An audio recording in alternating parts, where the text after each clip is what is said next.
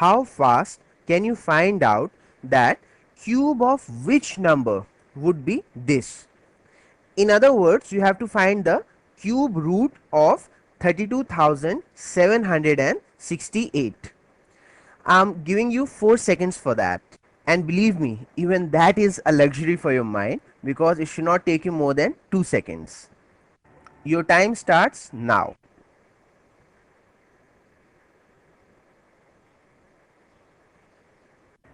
Your time is up. The correct answer is 32. There it is.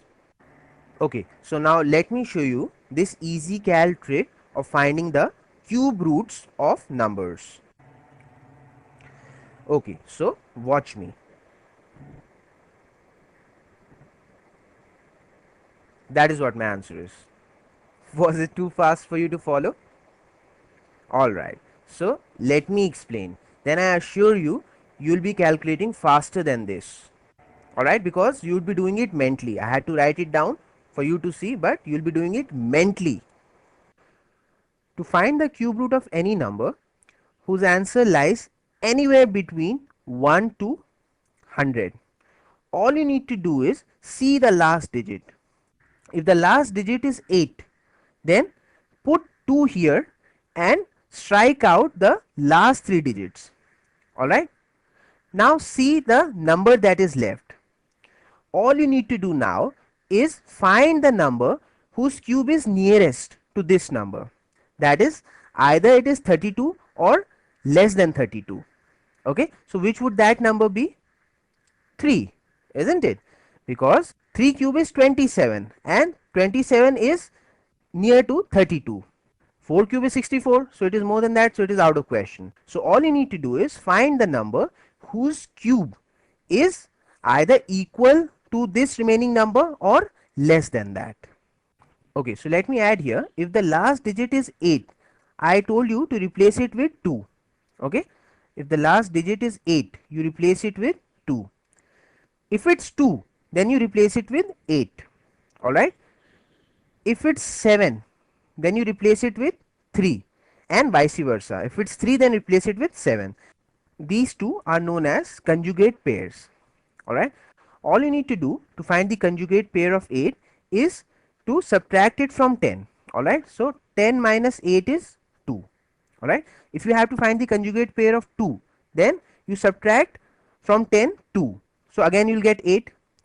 Same logic here. If you have to find the conjugate pair of 7, so 10 minus 7 is 3, and for 3, so 10 minus 3 is 7. Are you getting the point? Alright. For any other digit, if the last digit is any other digit other than 8273, that is these conjugate pairs, then copy it as it is. That means it's all the more simple. You don't even need to do all that. Okay. Like suppose if the last digit was 6 here, then you'll copy the 6 as it is here. If it was 5 here, you'll copy the 5 as it is. If it's 4 here, you'll copy the 4 as it is here. Are you getting the point?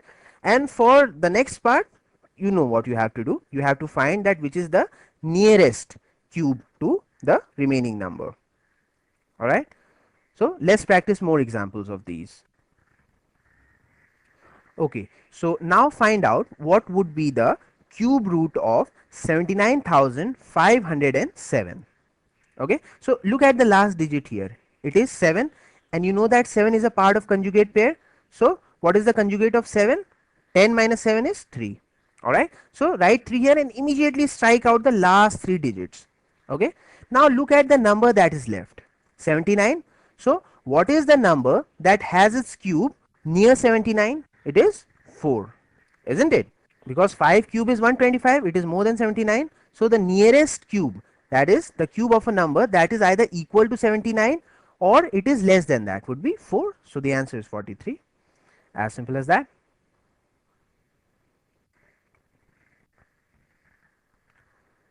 So now let's try to find the cube root of this number. Alright. So just look at the last digit. It is 4. And you know that 4 is not part of any conjugate pair. So copy 4 as it is and strike out the last 3 digits. Alright. Now look at the number that is left. 157. So all you need to do is find the number whose cube is either 157 or less than that. So which would that number be? 5, isn't it? 5 cube is 125. So write 5 here. That is what your answer is, 54. Isn't that simple? You can use this trick on your friend.